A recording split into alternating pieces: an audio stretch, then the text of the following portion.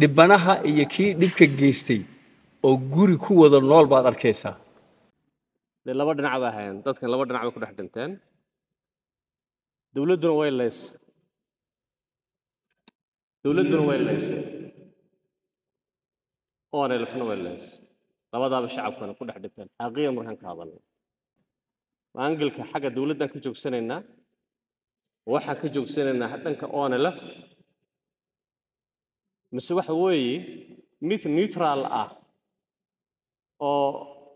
tacaddigii labada dhinacba ay geysteen raadinaya ayuu noqonayaa waxaan ognahay hadda raggii madaxda ka ahaa dhibaatadan hadda la diiwaangeliyey in la sii daayo waxaa kaloo kaba daran in aad moodaysay markii la maxkamadeynayay cabdi iyo tiimkiisii in aan had iyo jeer deegaanka soomaalida wixii ka dhacay lagaba hadlayn tiro badan baa meeshan lagu soo bandhigay oo laga naxo marka tiradan waxa macnaha u yeelaya waxa weeyaan methodology-ga ama qaabka xogta loo soo ururiyay marka xogtan qaabka loo soo ururiyay iyadana inay bal na fahansiiyaan baadiyaha iyo tuulooyinka iyo meelaha ka baxsan magaalooyinka jeelasha ku waxyeeloobay weli daatadooda oo dhaba lama gaari karaan aaminsanahay waxaad moodaa meelaha ugu daraa qaarkood inaan lagu calaamadinin oo casaanka aan la gelinin sida gobolka Wardheer degmooyinka Danood Qoriile Caado bariga Wardheer oo dhan galbeedka Wardheer waa in waxaan qabaa casaankaas la geliyo meelii tacadiyada ugu badan laga geystay ka mid ah dadka inta dawladdu leynayso ururadii meesha ku hardamayeen kaalintooda ay leeyihiin iyagana bismillaahir rahmaanir rahiim hay'anka madaxweynaha ku-xigeenka iyo dhammaan golaha sharafta leh waa salaamaya waxa weeye kulli hal su'aal uma qabo anigu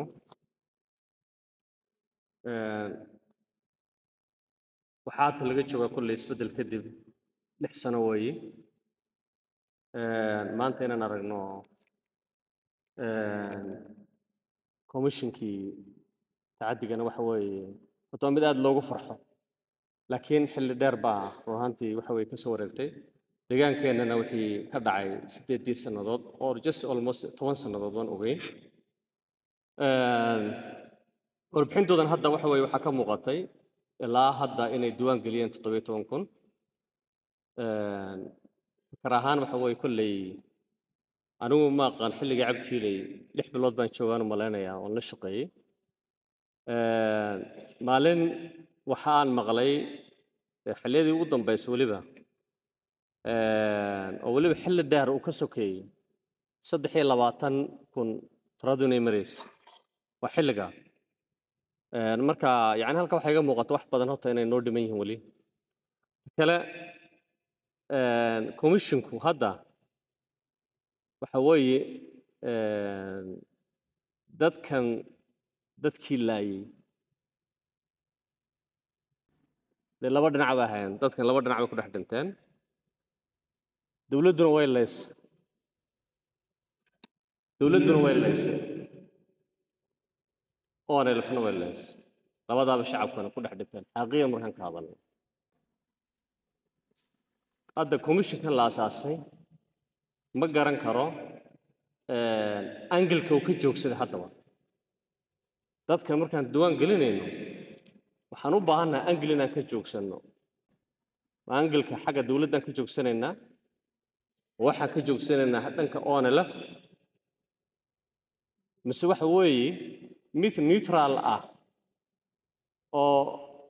tacaddigii labada dhinacba ay geysteen raadinaya ayuu noqonayaa waa su-aasheeda koowaad weeye arrinta haddii ay tahay mid neutral commissionku waxaa quman وانا فكرا قبا لا فرنا كسبر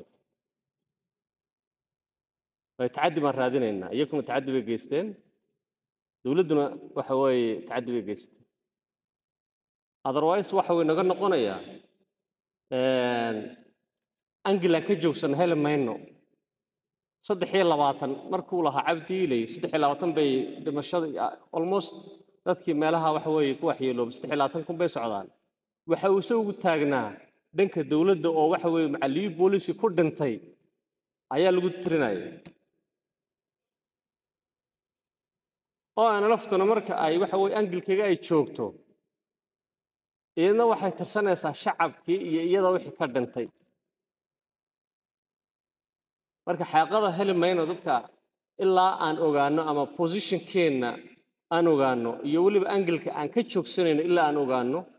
heli mayno xaqiiqada waxay naga noqon doontaa subjective ay naga noqon doontaa inkastoo dawladdu waxa weeye ay shacabweynaha cafis ay weydiistay xilligii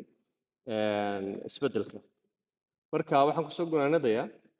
almost waa arrin very complex ah laakiin u baahan qalbi adeeg u baahan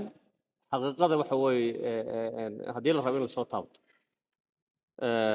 insha allah kulley waana bilow waxaan rajaynayaa mustaqbalka waxyaabo fara badan dhinacyo fara badan in laga fiirin doono in la wada gaadhana waan filayaa commissionkana waxa weeye reportigiisana waa mid run ahaantii aad loogu farxo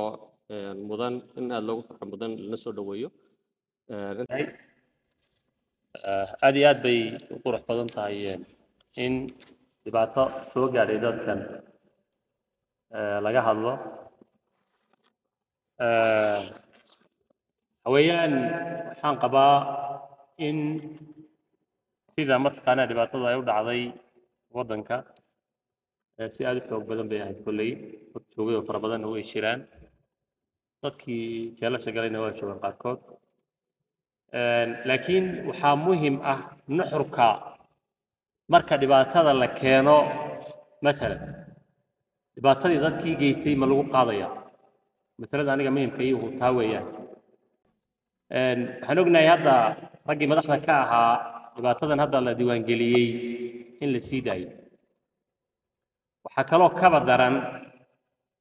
in aad moodaysay markii la maxkamadaynayay cabdi iyo tiimkiisii in aan had iyo jeer deegaanka soomaalida wixii ka dhacay lagaba hadlayn ama eedaha federaalku ay soo jeedinayaan ama xogta ay ururinayeen ama dadka ay la kulmayeen intaba inay ahayd wixii August 4 dhacay keli ah aynan ahayn dadka soomaalida dhibaatadii ka dhacday wajeelogaadeen ha ka dhacdo ama gobolada ha ka dhacdo xasuuqyadii ha noqoto inta faraha badan dhalinyaradii xataa jeel ka soo baxday ay la kulmayeen waxay weydiinayeen 4 August wixii dhacay ba taa markaad eegto waxa kugu dhacaya niyad jab in ayna dembiba ka ahayn xagga federaalka dadka soomaalida dhibaatada ugu geystay nidaamkaas oo hadday tahay lama sii daayeen waxaa la hayaa maanta kumaankum oo ruux oo dhimatay iyo kuwa la kufsaday baa intaa la sheegaya haddana ninkii waa la sii daayay si sambal in la sii daaya ma ahayn waxaan anigu leeyahay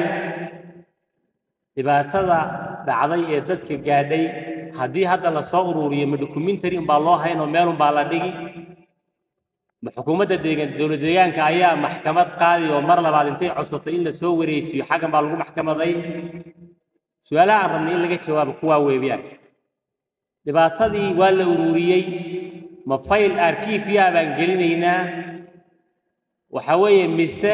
dadkii geystay oo qaar ka midana joogaan waddanka hadda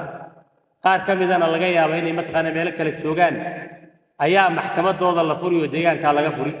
arinta waxa ku reyn lahaa cadeymo hadii laga hayo madaxweynaha iyo dadka mataqaana waxaan hawsha wax saaran inay dala wadaagaan anu waan bogaaginayaa in la soo ururiyo xogtan laakiin xogtan waxay dadkii ku bogsan karaan dadkii dhibanayaasha ahaa ee loo geystay dhibkan dadkii dhibka u geystay oo xukunkoodii qaatay inay arkaan aad iyo aad ma u mahadsan marka koobaad waxaan mahadnaqayaa guddiga ama komishinka shaqada fiican ay qabteen iyo dadaalka ay sameeyeen marka labaad waxaan rabaa laba su'aalood oo gaagaaban inaan weydiiyo xubnaha komishinka labadii xubnood ee komishinka waxay iska daba isticmaaleen hal word oo ah transitional justice marka waxaan jeclaan lahaa bal contextiga ay ku isticmaalayaan weedhan inaan fahmo oo ay bal igu yar faahfaahiyaan taasi waa su'aasha koobaad su'aasha labaad waxa weeyaan tiro badan baa meeshan lagu soo bandhigay oo laga naxo marka tiradan waxa macnaha u yeelaya waxa weeyaan methodology-ga ama qaabka xogta loo soo ururiyay marka xogtan qaabka loo soo ururiyay iyadana inay bal na fahansiiyaan si ay macnahii ay xogtan badneed u yeelato aad baad u mahadsantihiin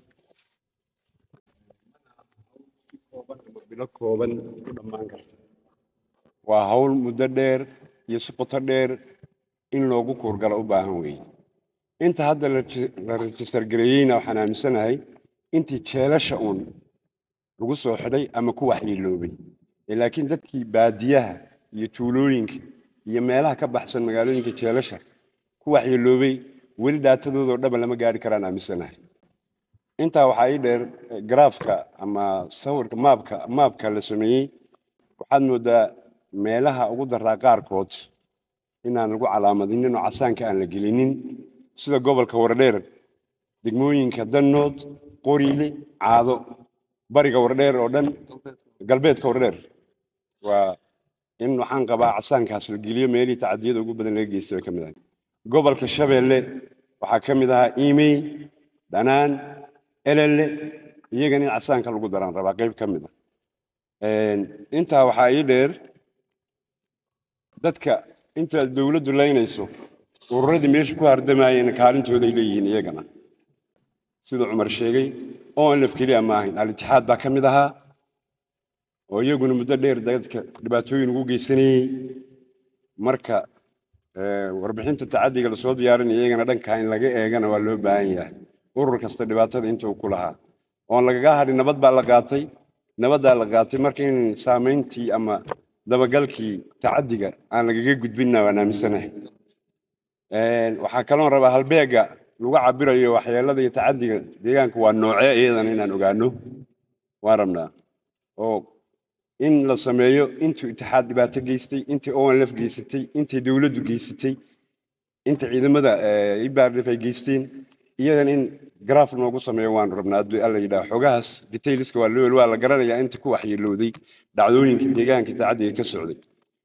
waxaa kaloo rabo soo jeedinayaa anigu intaa su'aalaha markaan kaga baxo meesha la yidhaahdo Galaash waa meesha tirada ugu badan ee dadka tacadi loogu geystay ciidamadii liiga booliska ahaa ka howlgalay deegaanka iyo kuwii militariga oo bambaris isticmaalaya tirada ugu badan iyo deegaankeena maalmo kooban ku dhimatay iyada ahayd marka waxaan rabaa halbeeg in loo qaato sidii Tigreega Aksum baan lagu duqeeyay u dhigi jireen iyadana Galaash in muunad loo qaato gaara oo tacadiga madax looga dhigo oo halbeeg gaara la siiyo oo fiiro gaara la siiyo oo xus gaara maalinta Galaash lafteeda loo xusaayo tacadiga maalin guud loo sameyn doono saan rajaynayo haddana Galaash way ka duwanay dhibaatooyinka ama tacadiga ka dhacay aad baad mahadsantihiin ina su'aalaha ka wada jawaabo dan Cabdi wuxuu ku darayo ku daro di alla idmo waqtigii 6 sano isbedelka hadduu yahay commissionkan wuxuu shaqaynayaa hadda sanadii bar 2 sano oo 2022 baan bilownay shaqada aad arkaysaan su'aal marka waxaa jirtay ka hadlaysay dhexdhexaadnimada commissionka iyo meesha aan ka taaganahay commissionkani waa dhexdhexaad xuquuqdii muwaadiniintii dowlad deegaanka Soomaalida ee lagu xadgudbay cid kastoo ku xadgudubtay ayaan diiwaan gelinaynaa muddada loo qabtay waa muddadii EPRDF ay ka talinaysay deegaanka marka 1999 ilaa 2018 marka waxaan isleeyahay intii bini aadan uu neutral noqon karo dhexdhexaad waan nahay anagu ka commission ahaan xuquuqdii bini aadanka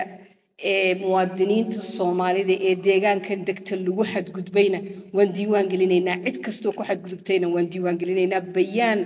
aad u guda ballaaran oo qoraya inaan noocyadii xadgudubyada samayno diiwaan gelino oo qoraya inaan ciddii lagu tuhumayo aan samayno aan qorro yaan muxuu ahaa ku guda jiraa marka annaga dhankanaga xuquuqdii muwaadiniinta ee lagu xadgudbay ee hay'adaha dawladdu ku xadgudbeen iyo ururadii hubaysnaa ay ku xadgudbeen ama dee ittixaadiyeen ama dee ONLF yihiin iyo cid kasta baan sameeyaan diiwaan gelinaynaa insha Allah su'aasha labaad waxay ahayd ma la isla xisaabtamaya waxa dhan oo commissionka noo sameeyay isbedelkii markuu yimid diraasaad baa la sameeyay shicibka deegaanku waxay yiraahdeen wax kale intaan la qabanin wixii dhacay halala xaalo meel hala saaro marka annagu ma maxkamadaynayna dadka laakiin tala bixin commissionkani wuxuu ka tala bixinayaa kiisaska aan la cafiyi karin ay tahay in la maxkamadeeyo marka accountability way jiraysaa waana la isla xisaabtamayaa dadan Soomaali ahayn hadday yimaadaanna federal processes ka socdaan insha Allah la marin doonaa laakiin qasab bay noqonaysaa in la isla xisaabtamo transitional justice ku waxa weeye markay dawladaha siyaasadahoodu isbedelaan oo dawlad cusub ay timaado tii hore khaladaadkay u geysatay dadka in lagula xisaabtamo weeye methodology-ga aan isticmaalayna khubaradii aan la tashanay kadib waxaan qorannay wax la yiraahdo statement taking form dadkii dhibku gaaray bal horta inaan ka qorro maxaa dhacay marka statement taking form aan pilot phase gelinay aan tijaabinay aan turxaan bixinay ayaan 12 gobol ee deegaanka iyo 95 qabale iyo 6 maamul magaalaba waxaan ka haynaa xog meelo aan la gelin oo qabaleeyo qaar aanan gaarin waqtigii dartii iyo roobab dartoodna way jireen marka waa la wada gaaray maabkani waa qabyo aan maanta idin tusaynin wax uun inaan idin tusnaan rabnay laakiin waan ognahay xasuuqyadii ka dhacay qoriile xasuuqyadii ka dhacay meelo badan waan ka warqabnaa midda kaleeto inkastoo xilliganagu uu 19 ilaa 2018 yahay wax ka hortaagan commissionka inuu waxa hadda galbeedka city ka dhacaya uu diiwaan geliyo waa muwaadiniin Soomaaliyeed oo lagu xadgudbayo iyo wixii ku horeeyay 19 inaan contextual analysis aan ku sameeyno waan sameynaynaa noocyada muxuu ahaa tacadiyada dhacay waa la diiwaan gelin galaalshe Soomaalida Ethiopia markaad fiiriso human right violations ka inuu dhacay waxay ahayd isirbeegsi Soomaalinimo la isku eriyanayay galaalshe waxa ka dhacay laakiin isir sifayn bay ahayd waa la og yahay waana la diiwaan gelinayaa hadii alla idmo marka wixii aan ka tagay cabdi baan dhihi ku dar mahadsantiin dhibanaha iyo kii dhibka geystay oo guri ku wada nool baad arkaysaa waxa kalood arkaysaa dadkii walaalaha ahaa ee ehelka ahaa oo meel ay kala tagaan la oo dhibku dhaxmaray oo haddana meeshoodii wada jooga kuwaas waxay u baahan yihiin dadku inay wada hadlaan hadda daatadan la ururinayo waxay keentay inay dad fara badan ay dhiiranaadaan oo yiraahdaan war wax kasta way nagu dhacayna laakiin waxaan noo habeeya oo noo document gareeyo meel noo dhiga muhiimaddu laakiin waxay tahay nidaamka ka socda Ethiopia transitional justice ka Fawziya ka hadashay muhiimaddu waxa weeyaan dadka in heshiisiin la dhaxdhigo midda labaadna wixii accountability looga baahdo oo maxay ahayd baaritaankan uu soo saarana hay'adihii sharciga ahaa ee dawliga ayaa jira oo la xisaabtamaya